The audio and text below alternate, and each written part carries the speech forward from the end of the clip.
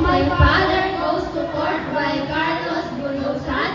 If you know, let's start.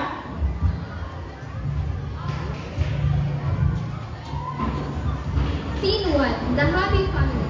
The stage lights up. The family sits together, laughing and playing. We were poor, but we were happy. My father was always laughing, and so were we. Although we didn't have much, we smelled the delicious food of our wealthy neighbor every day. It filled us with joy, as if we, soon were feasting. Enter neighbor looking grumpy. Look at them, laughing and growing healthier every day, while my children grow weaker. It's not fair. It's not fair. Scene 2. The accusation. The neighbor enters the family's home angrily, accompanied by a lawyer. You've been stealing the aroma of our food. Your laughter is too loud, and your health has improved at our expense. Prepare to the court. Prepare to pay.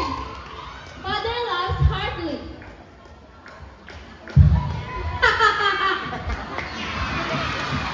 Pay for the aroma. Now this should be interesting. Pay for the aroma. Interesting.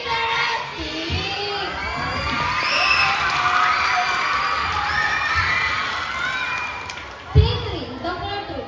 The court scene. The judge sits at the desk. Father and neighbor stand before him. The narrator watches from the side.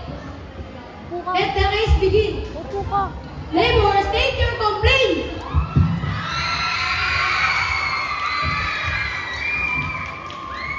This man and his family have stolen the aroma of our food. They become healthy from it, while we have grown weak. We demand payment.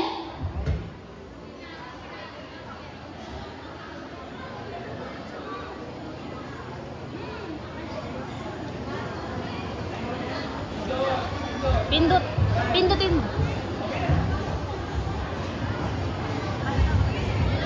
Magsalita ka. Bigay mo isa. Ayan. And what do you say, Father?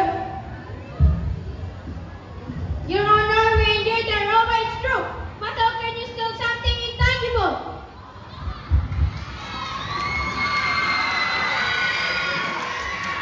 An interesting point. Do you have a way to resolve this? Father pulls out a small bag of coins, jiggling them loudly.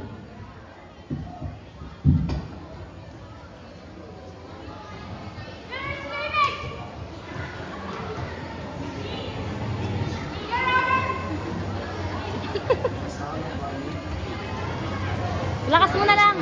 Ilakas mo na lang. No. Sige, tuloy mo na.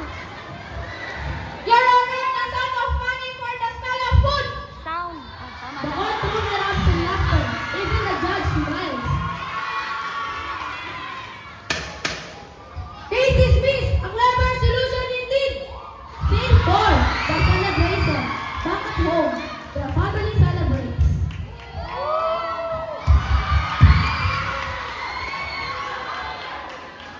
And so, we return to our lives full of laughter and joy. My father taught us that happiness isn't about wealth, but about gratitude, cleverness, and a heart full of love. The family gathers laughing and playing as the nights go.